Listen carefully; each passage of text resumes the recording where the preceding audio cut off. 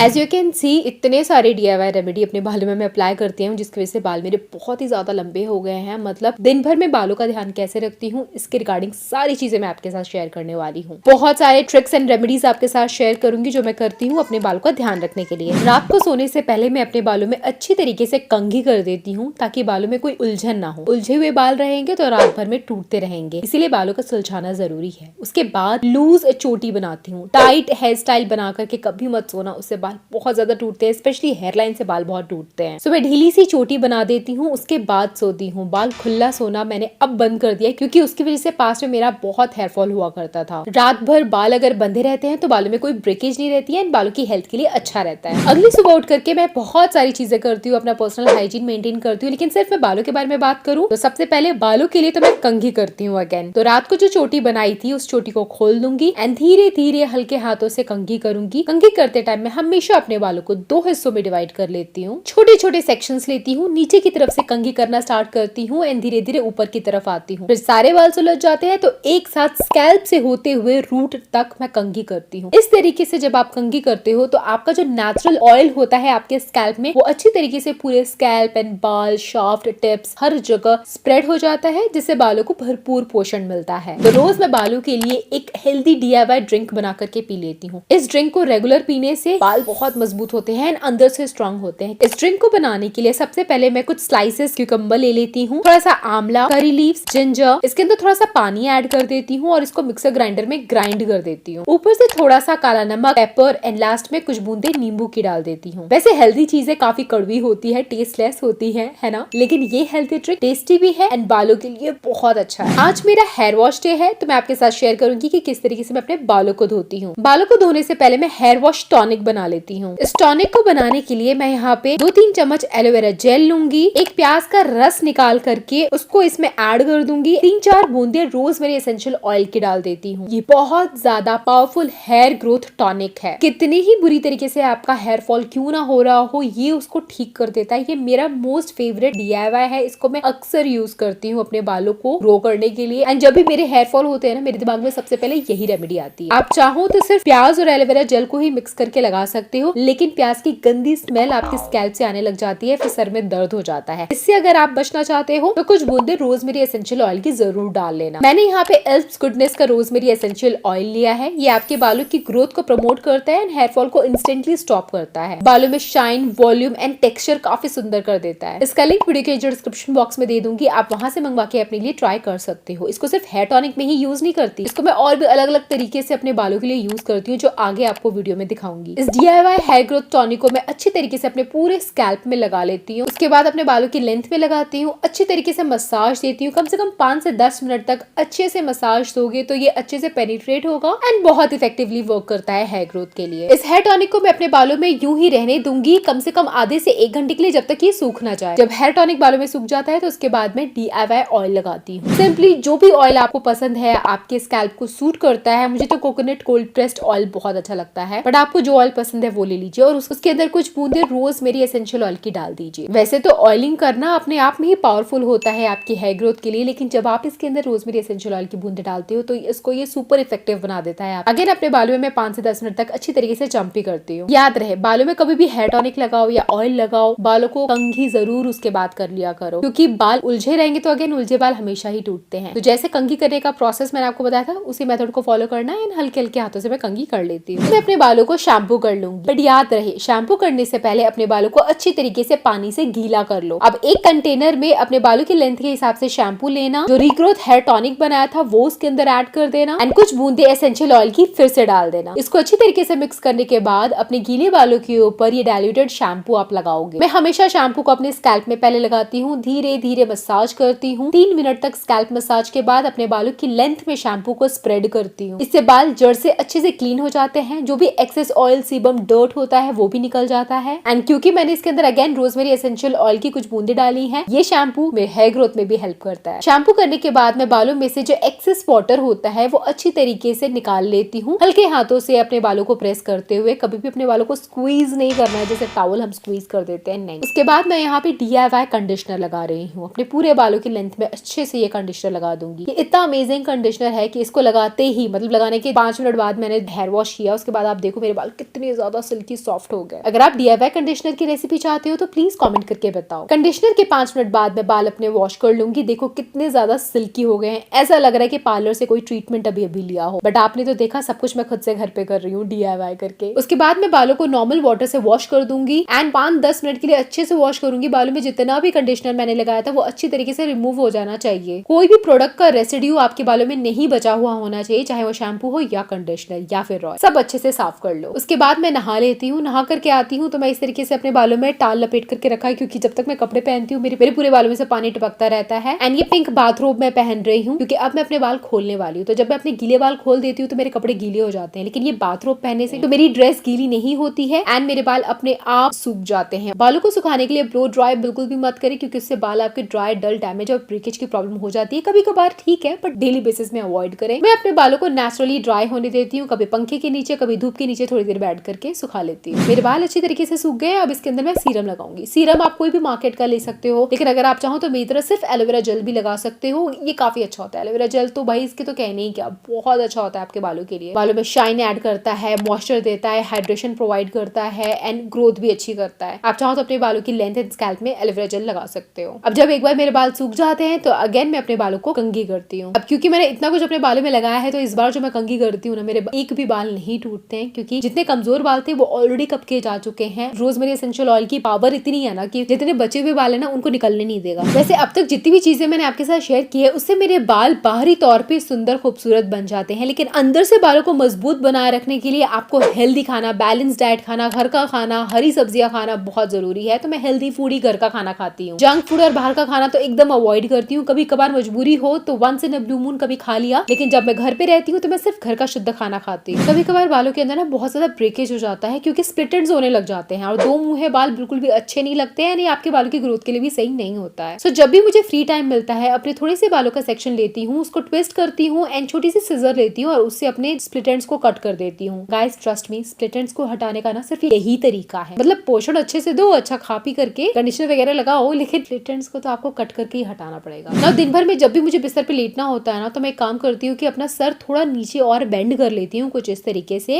Inversion method की तरह काम करता है। मेरा सर एकदम नीचे ग्रेविटी खींच रही है, मेरे स्कैल्प में अच्छा ब्लड सर्कुलेशन होगा, मेरी जड़ों को ऑक्सीजन मिलेगा, जान आएगी एंड काफी अच्छे से हेयर ग्रोथ होती है। तो मैं ड्राई मसाज कर देती हूँ इस तरीके से। सो 3-4 मिनट के लिए इस तरीके से दिन में जब भी मुझे टाइम मिलता है मैं ये कर लेती हूँ। वैसे लेट के करना आसान है, बट अगर आप चाहो तो खड़े होकर के भी कर सकते हो। आप सिंपली बेंड हो जाओ एंड इस तरीके से अपने बालों में हल्के हाथों से मसाज करो, तो ये आपका इन्वर्शन मेथड से मसाज हो जाता है, जिससे आपकी हेयर ग्रोथ बूस्ट होती है। तो जब भी मुझे वक्त मिलता है मैं अपनी सारी कंघियों को, हेयर ब्रशेस को अच्छे से क्लीन कर देती हूँ, क्योंकि अक्सर हमें याद नहीं रहता है अपनी कंघियों को क्लीन करना और उसके अंदर हमारे बालों से जो एक्सेस स्मेल, डर्ट निकल करके चिपक जाता है और वही फिर बालों में जाकर के हमारे बालों को गंदा कर देता है। डैंड्रफ की भी प्रॉब्लम हो जाती है and I feel hygienic after cleaning my comb. वैसे हेयर ग्रोथ बूस्ट करने का ना बाल व्यायाम भी एक बहुत अच्छा तरीका है। सिंपली आपको अपने दोनों हाथों के फिंगर्स, थंब नहीं लेना वरना मूछें आ जाएंगी, सिर्फ फिंगर्स को लेना है और उनको आपस में रब कर दीजिए। देख करके लगेगा कि भाई ये कौन सा हैक है, लेकिन इसके पीछे ना आयुर्वेदिक रीजन है। आपके नेल बेड के नीचे कुछ ऐसी नर्व्स होती हैं जो डायरेक्टली आपके बालों से रिलेटेड होती हैं। जब आप इस तरीके से अपने नेल्स को एक दूसरे के साथ घर्षण करते हो ना तो उसका असर आपके स्कैल्प में देखने को मिलता है हेयर ग्रोथ के फॉर्म में। तो जब भी टाइम मिले कुछ देर के लिए ये भी किया करो। अच्छा, जिस दिन मैंने हेयर वॉश नहीं किया होता है, कभी कभी बालों से स्मेल आने लग जाती है या बाल बहुत डल लगते हैं या हेयर फॉल होने लग जाता है अचानक से, ये हेयर मिस्ट बनाओ एंड अपने बालों में लगाओ, फिर कमाल देखो, बहुत ही अच्छा है। तो मैं क्या करती हूँ, यहाँ पे मैं पानी ले लेती हूँ और पानी के अंदर कुछ बूंदे रोजमेरी एसेंशियल ऑयल की मिक्स कर देती हूँ। इसको स्प्रे बॉटल में डाल दो एंड सिंपली अपने बालों की लेंथ, स्कैल्प हर जगह पे स्प्रे कर दो। ये एज ए हेयर परफ्यूम का भी काम करेगा। वैसे ये हेयर मिस्ट है, आपके बालों को, स्कैल्प को रिफ्रेश करता है, खुशबू अच्छी आती है, बालों में जान आती है, ब्लड सर्कुलेशन अच्छा करता है, हेयर ग्रोथ को प्रमोट करता है। वैसे ये सारी चीजें पूरे दिन भर में करने का वक्त मिलता है तो कर लेती हूँ, नहीं तो मैं आगे पीछे भी कर लेती हूँ। जरूरी नहीं ये सारी चीजें मैं एक ही दिन में कर रही हूँ। जिस दिन मेरा हेयर वॉश डे होता है ना उस दिन तो मैं करती हूँ, बाकी दिन नहीं भी करती, क्योंकि अभी छोटी सी बच्ची है, उसके साथ ये सब कुछ कर पाना पॉसिबल नहीं होता है। बट जब जब अपने लिए टाइम मिलता है थोड़ा बहुत टाइम निकाल के ब्यूटी और हेयर केयर पे भी ध्यान दे देती हूँ। एंड लास्ट में अगेन बालों में अच्छी तरीके से कंघी करके ढीली ढाली चोटी बना करके मैं सो जाती हूँ। तो गाइस देखा आपने मैंने अपने बालों के लिए क्या क्या करती हूँ। मतलब इतने लंबे बाल और हेल्दी बाल रखना टास्क है, आसान नहीं है। और अगर आपको मेरी ये वीडियो पसंद आई हो तो इस वीडियो को लाइक जरूर करना एंड इस तरह की और वीडियोस के लिए डू सब्सक्राइब। मैं आपसे फिर मिलूंगी, तब तक के लिए बाय गाइस।